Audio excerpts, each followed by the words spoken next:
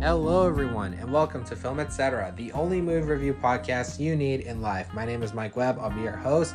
If you guys are new to the show, I welcome you all. For every episode, I review a new movie that's currently out in theaters, and I get graded on a number scale from 0 to 10. We are still deep into Fall Film Festival / awards season. Everything's being dropped in the final months of the year. Top 10 lists are being made, awards are being handed out, and this film is kind of no exception, I would say. It is the movie that won this year's Palme d'Or at the Cannes Film Festival. It is the latest film from Swedish director Ruben Östlund called Triangle of Sadness, and it is a satire about wealth and social class, and it stars people like Harris Dickinson, the late Charles B. Dean, and Woody Harrelson. So, should I recommend it to you all? Well, let's find out with my review.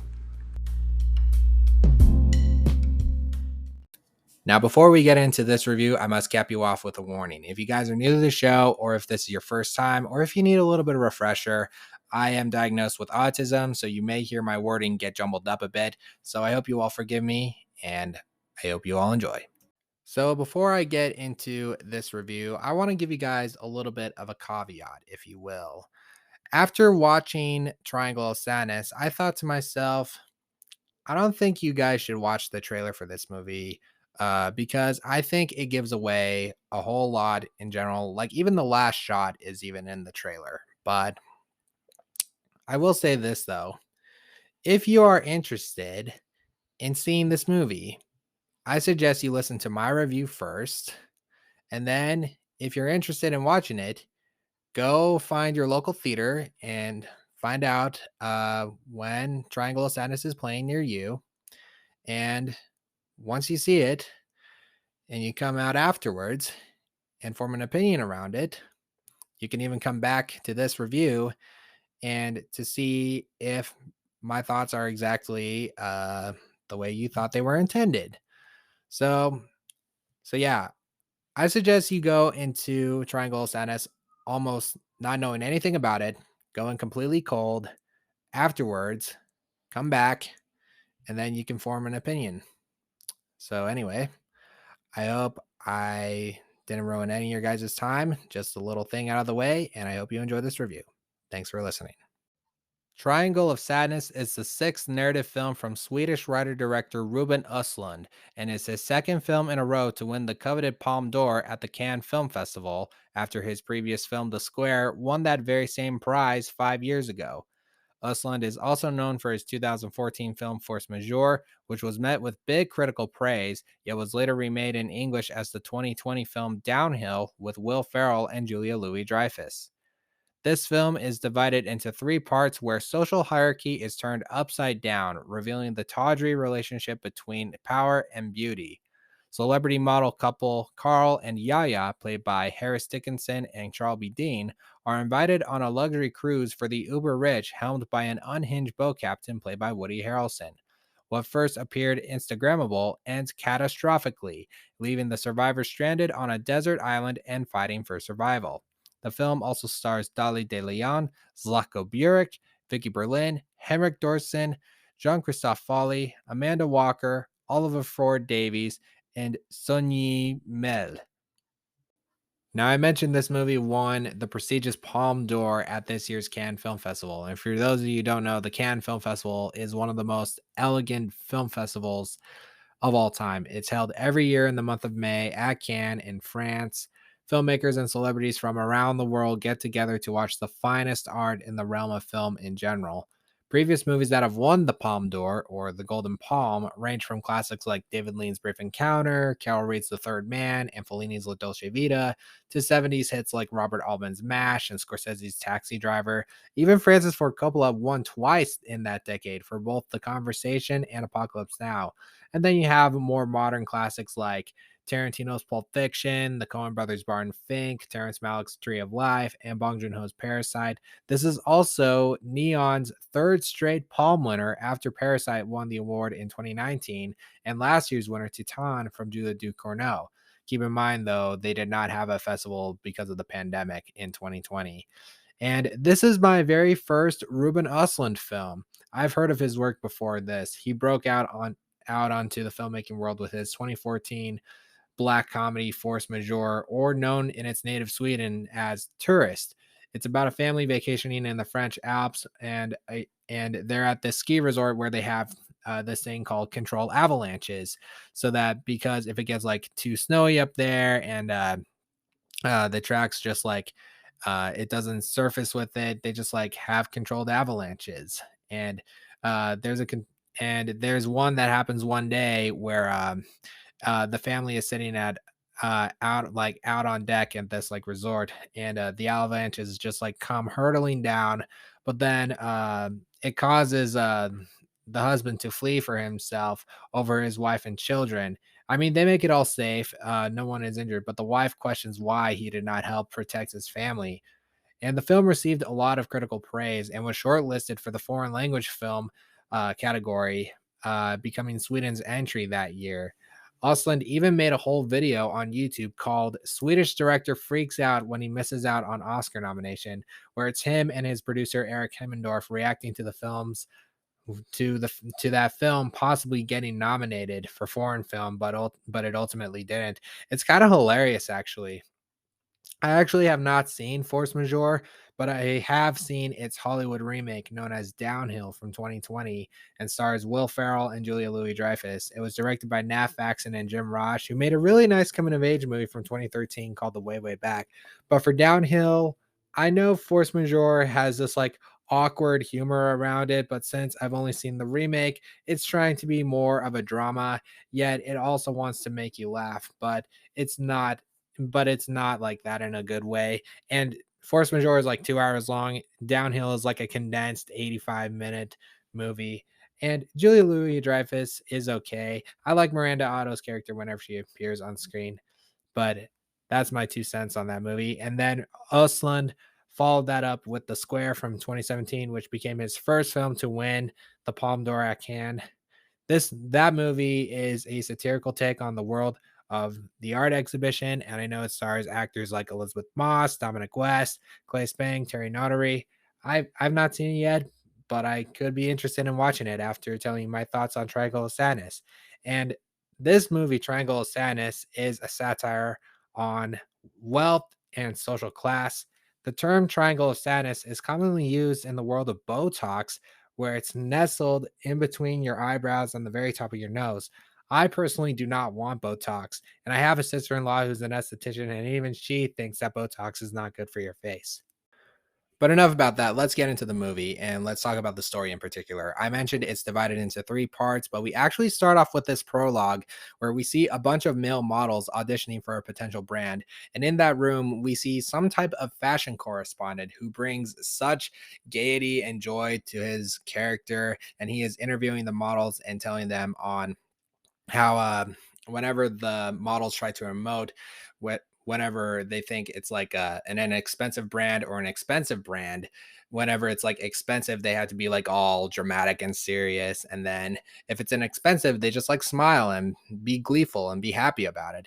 And in that prologue we're also introduced to our supposed male lead in the character of Carl, played by Harris Dickinson. The first part mostly focuses on him and his girlfriend Yaya, played by Charles B. Dean, who's also a model and an Instagram influencer. They have a lovely dinner, but then they have this argument about who's going to pay the bill, given the fact that Yaya makes more money than Carl. And in the process, they also argue about gender roles and trying to figure out their relationship. From there, we go into the second part of the movie where they're invited on a yacht. Yaya is trying to help promote this a yacht on social media, and they're basically the youngest couple on board. But we then slowly shift away from them and introduce a wide array of other supporting characters, including some of the other wealthy passengers on board, like a Russian oligarch who sells fertilizer, who also brought his wife and daughter or possibly mistress. That one's never fully explained. You also have an elderly British couple who are arms dealers, a Swedish tech billionaire in his 40s who's really lonely, and a German woman who suffered a stroke who can only say one single sentence throughout the movie. You also have the people working on the yacht, the crew members, including the head of staff, a character named Paula, played by Danish actress Vicky Berlin, who brings such gravitas into telling her coworkers to meet the demands of every passenger on board. But in one particular instance, the wife of the Russian oligarch wants to be a little generous and give all the staff a 30-minute break just as a favor for all the hard work they do. But in reality, the head of staff hears about this and thinks it's a major issue on maintaining the ship's schedule. It's like, we have jobs to do. This is just a little bit of an inconvenience. And just like, it's just like the system is just like completely in a brief shamble at the moment. You also get to see the cleaners and the engineers. And then you have Woody Harrelson in a very limited role. He's in the movie for like 10 to 15 minutes. He has an end credit to his name. He plays a drunk Marxist captain on the yacht. He spends most of his day slobbering away in his cabin and doesn't want to do anything else. But then in the middle of the movie, he sobers up and attends the captain's dinner amidst a stormy night. And this entire sequence in particular probably has one of the best gross out scenes in film history, where the scene plays out with everyone having seafood, the ship is rocking back and forth, and then all of a sudden everyone is puking their guts out left and right, and everyone is embarrassed because there's like seasickness going on. Most of them all leave to head back to their cabins, and some of them still vomiting and now having diarrhea. Like, this entire sequence goes on for at least 20 minutes. And then there's the third part where a bunch of people, including Carl, Yaya, Paula, the Russian oligarch, and a couple other people, are on a desert island. How they ended up there, I'm not going to tell because that will ruin the fun of it. But for the most part, all the wealthy people are stuck there, but they don't know how to survive. They don't know how to fish or start a fire or make shelter. The only person who is capable of doing all of that is a cleaner on the yacht named Abigail, played by Dolly De Leon, Filipino actress, by the way. But in order to do so, she has to give everyone their trust in her so that they all try so hard not to fend off one another. And that's all I'm going to say beyond this point. And even though I probably have given much away, it's still one I encourage you all to see. This is a movie where you have to see it on the big screen with a big group of people and then talk about it afterwards and then have a dinner table discussion with other people you know and love about this movie and just like tell them about it. Because I think what Ruben Östlund does here is a very brilliant job, both writing and directing. I recently heard on a podcast where they interviewed Östlund and how his filmmaking works in terms of how he started his writing process. He announces what his next project is going to be, and in conversation with other people, they tell ridiculous stories around that particular project. But he got this idea in 2014 from his wife, who's a fashion photographer, and how most people only look at uh, the industry is outside versus what the industry inside truly is, and had this idea between social groups and hierarchy in that regard. A lot of people are comparing his style of filmmaking to the work of Spanish director Luis Buñuel, especially for this movie, Buñuel's 1962 film, The Exterminating Angel. But here's the thing, I've never seen that film, nor have I seen any of Buñuel's work. So this is kind of new to me, I would say. The film does offer nice cinematography by Frederick Wenzel. Östlund also co-edited the film with Mikkel C. Carlson. I mentioned the writing. The satire is so sharp and clever. Now let's talk about the cast. This has been a very interesting year for Harris Dickinson. Between this, Where the Crawdads Sing, which I was not a huge fan, and See How They Run, he's having a moment in the spotlight. This is, in my opinion, his best role to date, although he doesn't offer anything to give himself like an Oscar clip moment, if you know what I mean. This is my first time seeing Charlby Dean, but unfortunately, she suddenly passed away a few weeks before the film's release. And as of this recording, the cause of death is still unknown, other than the fact that she had an infection in her lungs. She was only 32 years of age. A number of years ago, she was involved in a car accident, and in such, they had to remove her spleen, which increases the risk of serious infections. She's perhaps best known to most people for her role on the CW show Black Lightning, where she had a recurring role in the show's first season. From the looks of this movie, it looked like she was destined to have a nice future in the world of film, but what we got from her is perhaps her greatest effort in her short-lived career, and she will be missed, sadly. It's always nice to see Woody Harrelson, although he's not in it for very long. He knows what role he's playing. As people on the internet would say, he understood the assignment. I also like how he butts heads back and forth in conversation with the Russian oligarch played by Zlatko Burek, where they like quote like uh, Stalin and Lenin and Kennedy and Ronald Reagan. I've actually seen Zlatko Burek on screen a couple times before. The most notable role people have seen him in is where he played another Russian oligarch in Roland Emmerich's disaster film 2012 from 2009. The other movie that I've seen him in is a smaller film from a few years ago called Teen Spirit with Elle Fanning, and it was directed by Max Minghella. He plays like a mentor figure for Elle Fanning in that movie to help get to where she wants to go in that movie. She wants to play a singer, and she has to like go through this reality competition in the UK. But the one who stands out of the entire cast is the character of Abigail, played by Dolly De Leon. I've never seen her before. This is like a big breakout role, I would say. She's briefly seen in the second part, but she has a more significant role in the third part. And if I were to put money on like who would be my best, who would be in my five for best supporting actress nominations at the moment, I would put her in at the moment. And I mentioned the satire is like very sharp and clever. Most of the humor in this movie acts like a comedy of errors. Like there's this awkwardness. Like early on, there's this fashion show that takes place, and people are being booted out of their seats up front because there are more highly important clientele than the other ones. And then they have to like scoot out for an extra chair.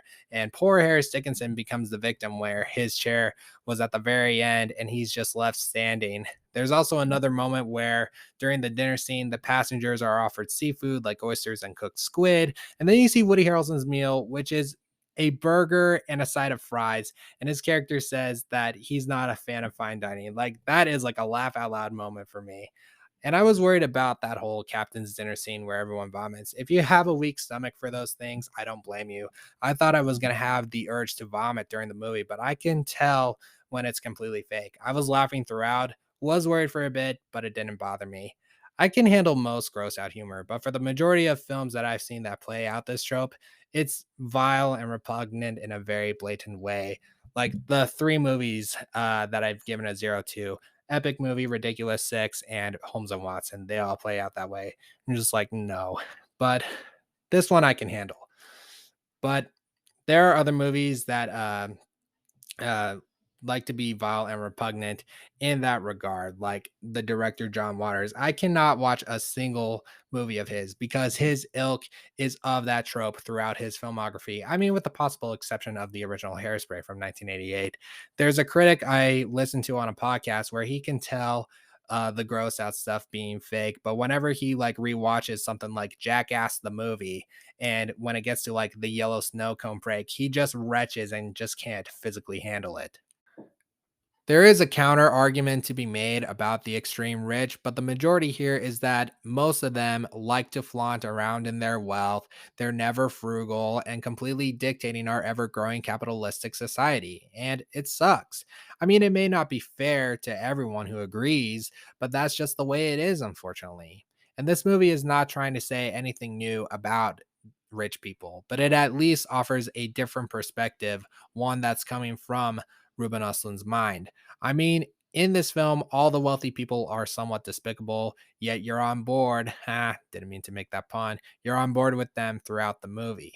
That would be a fault to some people in general, but as for flaws for this movie, there are a few that come to mind.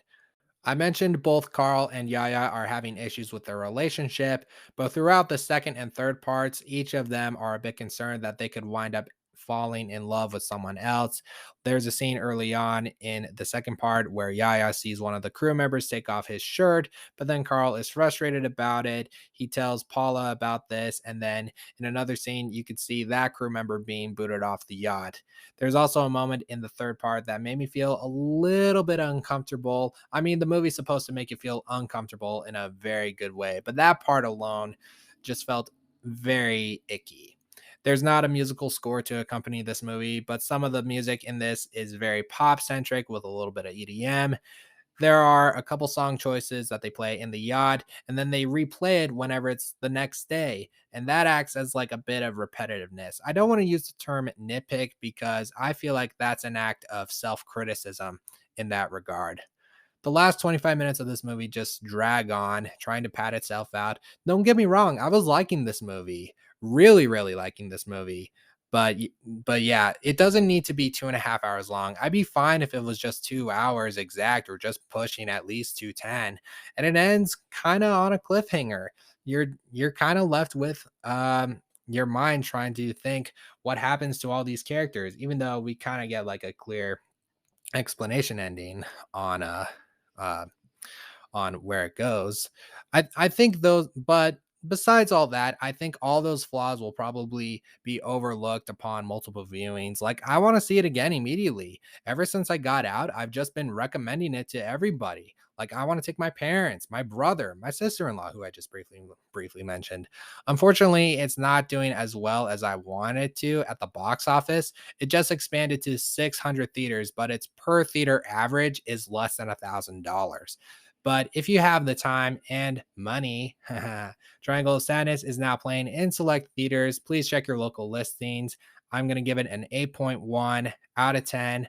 I do want to check out more of Ruben Östlund's work in the near future. I know a lot of people love Force Majeure. Force Majeure. The Square did get nominated for what was at the time Best Foreign Film at the Academy Awards, although it's now known as Best International Feature Film. Because I heard the film is like mostly in like in Swedish or Danish, and then there's a little bit of English in there. I mean, Elizabeth Moss and Dominic West are in that movie. Well, I hope that gave you guys an idea. And you know what? Maybe some of you who are listening to this review and are going to be like, I want to see this now. So in the meantime, guys, I'm probably gonna set up an ROI with my brother, trying to get rich, I would say. And let's end this episode and call it a day.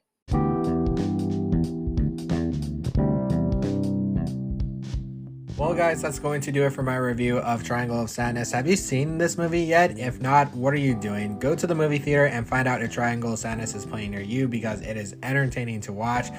In the meantime, guys, you can hit me up on social media. I'm on Twitter, Instagram, and Letterboxd at Real Mike Webb. You can also follow the show on Instagram at FilmETCcast. Make sure you subscribe and follow the show on the many places that we stream, including Spotify, Apple Podcasts, Google Podcasts, you name it.